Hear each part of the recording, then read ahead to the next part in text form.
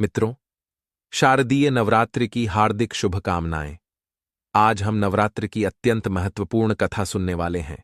यह कथा बहुत ही मार्मिक कथा है, जिसको सुनने से मनचाहे फल की प्राप्ति होती है। मां शेरा वाली इस कथा को पूरा सुनने वाले की सभी इच्छा पूर्ण करती हैं। प्रारंभ करने से पहले सभी लोग माता के जयकारे के लिए कमेंट में शेरों वाली माता की जय लिख दें। चलिए तो अब कथा को प्रारंभ करते हैं। एक जंगल में बकरी और गाय रहती थी। बकरी और गाय की बहुत अच्छी मित्रता थी और वह आपस में बातें करती रहती थी। जैसा कि आप सभी लोगों को पता है कि सतयुग के समय में सभी जानवर एक दूसरे की भाषा समझते थे और मनुष्य की तरह बोलते थे। इसी तरह बकरी और गाय एक दूसरे से बात किया करते थे। अगले दिन जब सुबह हुई तो गाय बकरी से कहती है, बहन, आज का दिन कुछ अलग है। बकरी कहती है, क्या हुआ बहन? आज का दिन सभी दोनों से कुछ अलग क्यों है? गाय कहती है, बहन, आज मैं मंदिर के पास मेरा प्रसाद पाने गई थी। बकरी कहती है, बहन, वह तो तुम रोज ही जाती हो, इसमें कुछ अलग क्या हो गया? गाय कहती है, बहन, जब मैं प्रसाद ग्रहण कर रही थी तब दो स्त्रियों आपस में बात कर रही थी कि किसी व्रत को करने से उसे मनचाहे फल की प्राप्ति हुई है। बकरी कहती है, बहन, तो तू मुझे भी बताओ, कौन से व्रत को करने से मनचाहे फल की प्राप्ति होती है? गाय कहती है, बहन, वहीं तो मैं उन दोनों स्त्रियों की बात ध्यान से नहीं सुन पाई और ना यह सुन पाई कि वह कौन से व्रत की बात कर रही हैं। बहन, ऐसा करो, तुम जाओ और वहां मंदिर के पास खड़ी स्त्रियों से पूछना कि अभी कौन सा व्रत चल रहा है और कौन से व्रत से मनचाहे फल की प्राप्ति होती है। बकरी रहती है, बहन, तुम मुझे मरवा कर ही मानोगी, क्योंकि मनुष्य मुझे प्रसादी नहीं देते हैं और ना ही वह मुझे इसके बारे में बताएंगे। बाएं उल्टा मुझे मार मार कर मेरी टांगे तोड़ देंगे। गाय कहती है, ठीक है बहन, मैं जाती हूं। गाय मंदिर की तरफ जाती है और वहां खड़ी एक बूढ़ी औरत से पूछती है, अभी इतनी सारी औरतें मंदिर में क्यों आ रही हैं और इस समय कौन सा व्रत करने से मनचाहे फल की प्राप्ति होती है और निर्धन को धन और बांझ को पुत्र की प्राप्ति होती है? आप मुझे बताएं कि यह कौन सा व्रत है। बूढ़ी औरत रहती है, बेटी, यह व्रत 9 दिन रखा जाता है और इस व्रत को बहुत ही सावधानी से रखना होता है। अगर इस व्रत को कोई खंडित कर देता है तो उसे माता रानी दंडित करती हैं। गाय कहती है, यह व्रत कब करना होता है? बुढ़िया कहती है, आश्विन मास में शुक्ल पक्ष की प्रतिपदा तिथि से शारदीय नवरात्रि शुरू हो जाते हैं और हमें यह व्रत परमा तिथि से नवमी तक करना होता है, जिससे माता रानी हमसे प्रसन्न होती हैं। इतना सुनकर गाय माता वहां से चली जाती हैं और बकरी के पास पहुंचती हैं और बकरी से कहती है, बहन, मुझे पता चल गया है कि कौन से व्रत करने से मनचाहे फल की प्राप्ति होती है। बकरी कहती है, बहन, मुझे भी बताओ, कौन से व्रत को करने से मनचाहे फल की प्राप्ति होती है? गाय कहती है, इस व्रत को 9 दिन करना होता है। बकरी कहती है, बहन, मैं भी इस व्रत को करूंगी और अपनी मां से मन की मुराद मांगूंगी। अगले दिन जब सुबह हुई तो बकरी और गाय दोनों ही उपवास रहने लगीं और वह दिन भर कुछ नहीं खाती और शाम को फल खाकर अपना दिन निकाल देती। ऐसे करते करते बकरी और गाय को 7 दिन हो जाते हैं और जब अष्टमी आती है तो अष्टमी की रात्रि में तेज हवा चल रही थी। तेज हवा के कारण बकरी को बहुत ही खुशबूदार और उसके मनपसंद पेड़ों की पत्तियों की खुशबू आ रही थी। बकरी मन में सोचती है, आज तो बहुत ही अच्छी पत्तियों की खुशबू आ रही है। लगता है अब मेरे मनपसंद पत्तियां बड़ी हो गई हैं और मुझे बड़ी भूख भी लगी है। ऐसा करती हूं कि थोड़ी सी पत्तियों का लेती हूं, थोड़ी ना किसी को पता चलेगा। बहुत रात्रि थी, गए वहीं बैठी बैठी सो रही थी और बकरी भी वहीं बैठी थी। बकरी गाय से कहती है, बहन, सो गई क्या? गाय कहती है, नहीं बहन, अभी नहीं सोई हूं, मैं तो प्रभु का ध्यान लगाए हुए हूं और उन्हीं के ध्यान में मस्त हूं। कुछ देर बाद बकरी फिर से पूछता है कि बहन, सो गई क्या? गाय कहती है, नहीं बहन, मैं नहीं सोई हूं, मैं तो प्रभु के ध्यान में मस्त हूं और उनका गुणगान कर रही हूं और तारों को देख रही हूं। गाय मन में सोचती है, आज यह बकरी मुझे बार बार मेरी सोने के लिए क्यों पूछ रही है? कुछ तो बात है। कुछ देर बाद बकरी फिर से पूछती है, बहन, सो गई क्या? इस बार गाय जवाब नहीं देती है और बकरी वहां से पत्ती खाने के लिए चली जाती है। ये सब गाय चुपचाप आंखें बंद करके देख रही होती है। बकरी मजे से पत्तियां खाती है और अपना पेट भर कर आ जाती है और जागिता वहीं पर सो जाती है। जब सुबह होती है तो गाय को बकरी के शरीर से गंध आती है, क्योंकि जब भी बकरी पत्तियां खाती है तो उसकी सही से गंध आने लगती है। गाय समझ जाती है कि इसने नवदुर्गा का व्रत खंडित कर दिया है। गाय मन ही मन सोचती है, अब इसे माता रानी क्षमा नहीं करेंगी। गाय कहती है, छी छी राम राम, ये क्या हो गया प्रभु, क्षमा करना। इसके बाद अगले दिन जब नवमी आती है तो गाय और बकरी दोनों पारण के लिए तैयार हो जाते हैं, और गाय अपना पारण मंदिर पर जाकर माता रानी के प्रसाद से खोलती है, और वही बकरी जंगल में जाकर पत्तियों को खाकर अपने पारण को खोलती है। दोनों ने अपना व्रत पूर्ण कर लिया था। इस तरह प्रत्येक वर्ष दोनों बकरी और गाय व्रत किया करती थीं। ऐसा करते करते बकरी और गाय को बहुत वर्ष बीत गए। एक दिन गाय कहती है, बहन, मेरे शरीर में अब इतनी शक्ति नहीं है कि मैं अब इस गाय के शरीर में रहकर और जीवित रह सकूं, इसलिए मैं अब गंगा जी में जाकर अपने प्राणों को त्याग दूंगी। बकरी कहती है, बहन, मैं भी अपने प्राणों को त्याग कर दूंगी, क्योंकि मेरे भी शरीर में अब उतनी शक्ति नहीं बची है। मैं भी गंगा जी में जाकर अपने प्राणों को त्याग दूंगी। गाय और बकरी दोनों गंगा जी में जाकर खड़े हो जाते हैं। बकरी रहती है, हे गंगा माता, मैं अपने प्राणों को अब त्याग रही हूं। अब मुझे एक व्यापारी के घर में जन्म देना और मेरा विवाह एक राजकुमार से करना है जो कि बहुत धनवान हो। वही गाय कहती है, मेरा जन्म एक व्यापारी के घर देना, लेकिन मेरा विवाह एक मंत्री के साथ हो, और मैं कभी भी मां बनने के सुख से वंचित न रहूं, और मेरा पति हमेशा स्वस्थ रहे। इतना सबका कर बकरी और गए दोनों गंगा जी में अपने प्राणों त्याग देते हैं, और दोनों का जन्म एक व्यापारी के घर में हो जाता है। दोनों ही धीरे धीरे बड़ी हो जाती है, और जो बड़ी थी उसका नाम सुमित्रा था, जो पिछले जन्म में बकरी थी, और जो छोटी कन्या थी उसका नाम मनोरथी था, जो कि पिछले जन्म में गाय थी। दोनों विवाह लायक हो जाती है, और अब व्यापारी को इन दोनों पुत्री की विवाह की चिंता होने लगती है। तो व्यापारी एक राजा के यहां जाता है और राजकुमार से सुमित्रा का विवाह तय कर देता है, और वहीं उसी के महल में मंत्री से उसकी बेटी मनोरथी का विवाह तय कर देता है। दोनों का विवाह हो जाता है, और वह दोनों ही अपना जीवन हंसी खुशी से व्यतीत करते हैं। विवाह के 9 महीने बीतने के बाद सुमित्रा के घर एक पुत्र जन्म लेता है, जिसकी मृत्यु हो जाती है, और सुमित्रा बहुत ही गहन दुख में होती है। वही मनोरथी के घर भी एक बालक का जन्म होता है, उसके बालक की भी मृत्यु हो जाती है। फिर अगले साल एक बार फिर सुमित्रा एक और बालक को जन्म देती है, और फिर से इस बालक की मृत्यु हो जाती है। मनोरथी बहुत ही धार्मिक और सरल स्वभाव की स्त्री थी। वह रोज दुर्गा माता के मंदिर जाती थी और माता को बहुत ज्यादा मानती थी। जब नवरात्रि आई तो मनोरथी ने पुत्र की प्राप्ति के लिए लगातार 9 दिनों तक निर्जला उपवास करके माता से एक पुत्र की कामना की।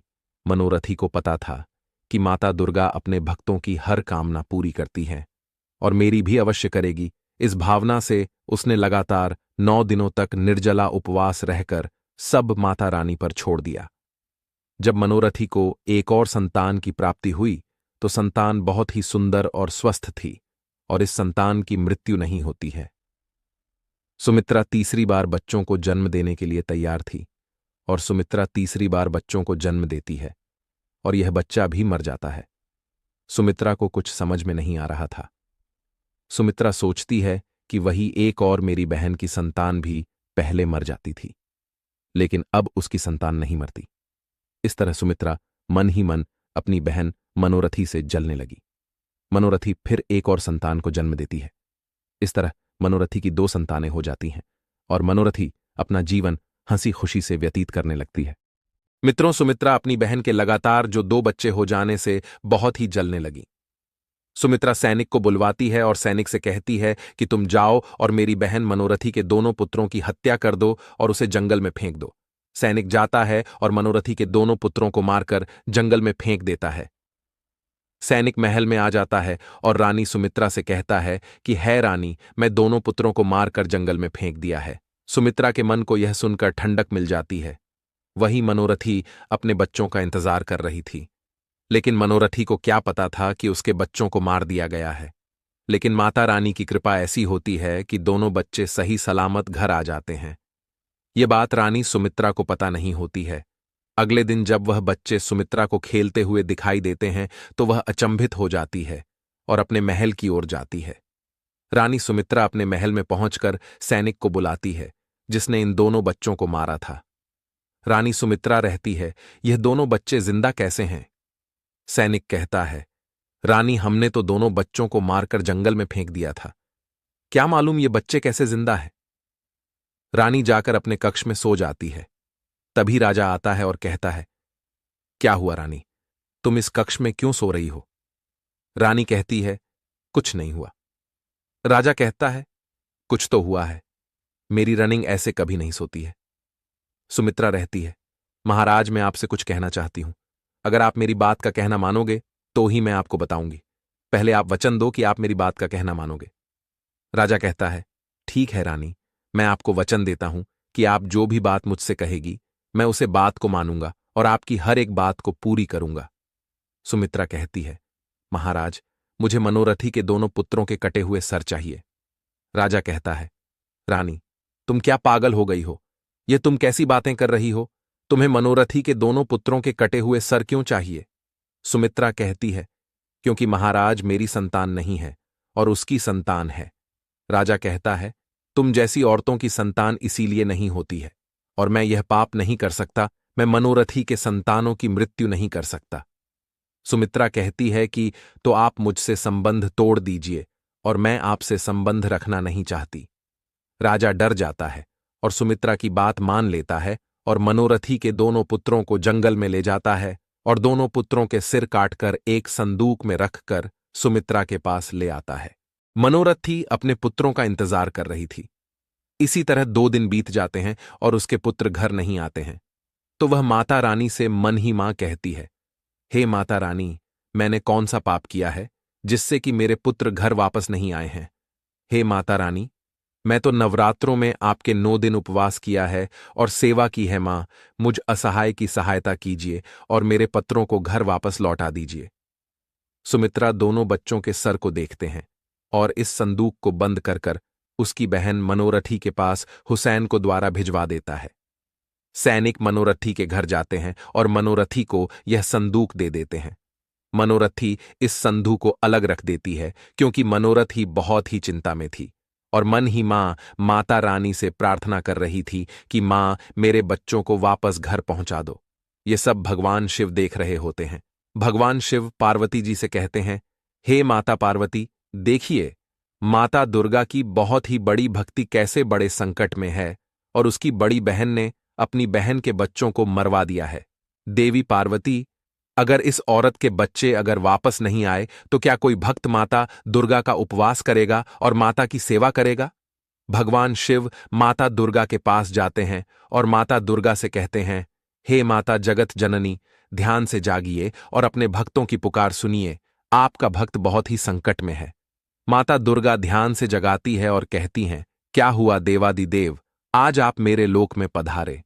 भगवान शिव कहते हैं, हे जगत जननी, हे जगत पालन, आपकी एक भक्त बहुत ही संकट में है क्योंकि उसके 2 पुत्रों को उसकी ही बहन ने मरवा दिया है और वह आपको पुकार रही है, आप उसकी सहायता कीजिए।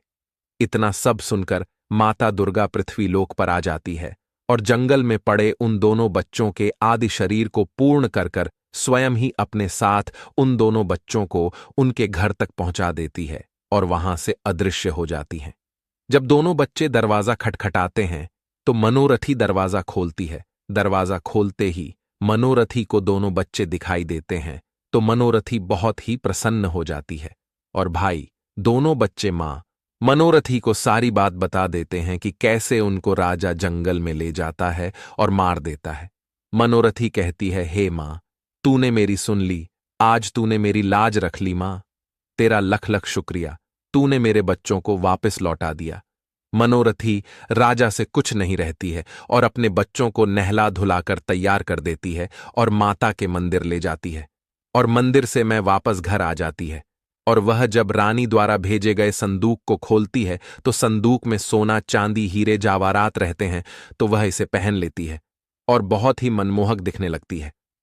सुमित्रा सैनिक से कहती है कि देख कर आओ कि मेरी बहन रो रही है या नहीं। सैनिक जाता है और देखता है कि मनोरथी और उसके दोनों बच्चे प्रसाद खा रहे होते हैं। सैनिक कहता है कि रनिंग, वहां तो दोनों बच्चे और आपकी बहन प्रसाद खा रहे थे। सुमित्रा अचंभित हो जाती है और मन ही मन सोचने लगती है कि मैं तो उसके बच्चों को मरवा दिया था, फिर उसके बच्चे दोबारा जिंदा कैसे हो गए। अब मैं स्वयं देखने जाऊंगी कि उसके बच्चे जिंदा हुए या नहीं। सुमित्रा मनोरथी के घर जाती है और देखकर अचंभित हो जाती है। सुमित्रा मनोरथी से कहती है, बहन मुझे क्षमा करना, मैं बहुत बड़ा पाप किया है। मुझे मृत्युदंड भी दिया जाए तो वह भी काम है, लेकिन मैं तुमसे एक बात पूछना चाहती हूं। मनोरथी कहती है, पूछो बहन, तुम्हें क्या पूछना है। सुमित्रा कहती है कि पहले मैं और तुमने दोनों ने एक एक संतान को जन्म दिया था, तो मेरी संतान की मृत्यु हो गई थी और तुम्हारी भी संतान की मृत्यु हो गई थी। फिर मैं दूसरी संतान को जन्म दिया और उसकी भी मृत्यु हो गई हो।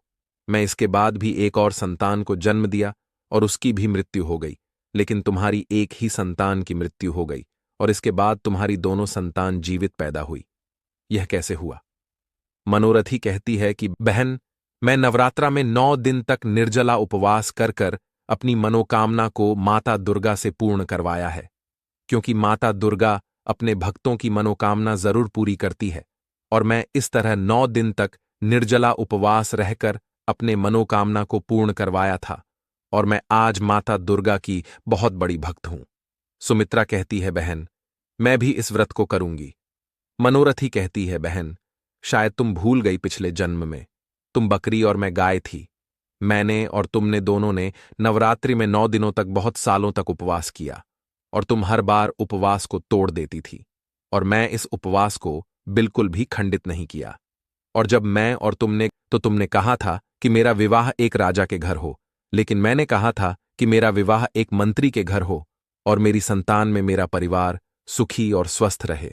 सुमित्रा कहती है, बहन मुझे क्षमा कर दूं, मैं बहुत बड़ी पापी औरत हूं और मुझे अब नर्क में भी जगह नहीं मिलेगी।